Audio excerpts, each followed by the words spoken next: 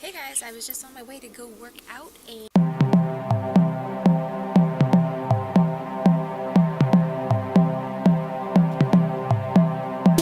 I am here today outside on a beautiful sunny day, and I thought I would come out here and address a question that was left by a viewer, so thank you.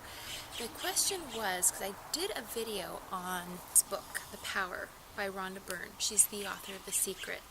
The viewer asked me if I thought this would help with anxiety. Now, I'm not a doctor, remember that. I don't have a PhD, I'm not a therapist or a psychiatrist or a psychologist, whatever. So, I'm just going to let you know what has helped for me, knowing the universal laws. And yes, this book does help, along with everything that I've been saying in these videos and everything that I've learned. So, I'm just going to tell you what's helped me, but by no means take my word for it. Just experience it on your own, okay? So, you know that there are different levels of anxiety. There's social anxiety and just, I don't know, separation anxiety, so many anxieties, right? What I'm going to do is kind of just tell you my story and see how this fits with you. Okay, so ever since I can remember, I've always had this separation anxiety where I didn't want my mom to leave, or I didn't want to go anywhere. I hated the babysitters. I didn't like school, only that because I was away from home. So in order to appease myself, I would bring an item from home to school, or I would think about all the fun things I would do at home when I got home. So that got me through school. It didn't affect me during my high school years because I lived so close to the school. My friends were in my neighborhood. I was with them at school, so it was like I never really left home. But in my adult years, I noticed that I had this separation anxiety where I didn't want to go to work. I didn't want to leave the house. When I first started to move out, I was fine because it was exciting. I was with the church group. I went everywhere with them. After that section of my life, I noticed that there was a lot of separation anxiety going on, where we didn't have cell phones back then, and I would map out my route anywhere I went to make sure there was someone I knew on that route just in case something happened. And then also later, when we did have cell phones, that helped a little, but then I realized, oh, things around the world were bringing me down, and I was always depressed. I couldn't control things. I was upset. And I thought, you know what? Something's going on here. This is not good. And this kept going on in my adult life. And then I realized, okay, something is the matter because PMDD, which is the premenstrual dysphoric disorder, I was depressed. I was put on depression pills. I just wanted to sleep all the time. I had thoughts that how it would nice to be to take sleeping pills, and it would be nice just to sleep forever. So then I found The Secret, and I learned about the universal laws of the universe, and then the very important one is law of attraction. The reason why I say this book would help is because it teaches you how to use the law of attraction. Because of this, everything's changed. Sure, I have, social anxiety still. I don't like to go out in crowds. I don't really like to go on long trips. I don't like to drive on long trips by myself. But, here's the thing, guys. Here's the thing.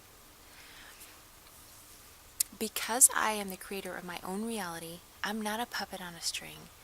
I can control what happens in my life. In a sense, because, one, I can, for instance, let me give you an example. I went to San Mateo all by myself, driving, and you think, well, you're a grown woman, I think you can do that. Not really, because I have that anxiety, right? But what I do is called segment intending, and it's where I deliberately create my reality by focusing deliberately on something rather than letting life happen to me. I deliberately create it. There is a law called, it's a essential universal law. It's called the law of deliberate creation. And it says that what you give thought to, you begin to attract. What you give thought to with emotion, you attract quicker. So by deliberately putting my focus on what I want to attract, I'm not creating by default. So, for instance, when I went to San Mateo, I mapped out everything of how it would go. And to the point of traffic was fine or clear, to oh my gosh, this trip was so fast, I can't believe how easy it was, to the room was great, the view was great, the service was great. The only thing I didn't realize was I would have an ulcer in my eye. What? But that's another story, and something good out of that came out about that. But anyway, everything went according to how I mapped it out by my words, and I do that every single day. So that helps with my anxiety. 2, I don't have this separation anxiety too much because I have this connection with my creator, with my inner being, with source. Because I know that I'm a part of source, the great divine, God, soul, whatever you want to call it personally. So yes, this book will help you with anxiety because it's helped me. It may not help you, but it could help, I should say. It could help you. More to come on these videos, guys. I want to try to get my thoughts clear and express them to you so you kind of understand. But this book will help you understand the law of attraction. That is the greatest universal law, the most powerful one. And instead of creating by default and letting life happen to you, be the creator of your own reality. So again, that process is called segment intending under the law of deliberate creation. Deliberately creating. That way, life doesn't just happen to you. Now, as far as the world events going on in the world, remember what you focus on, you attract.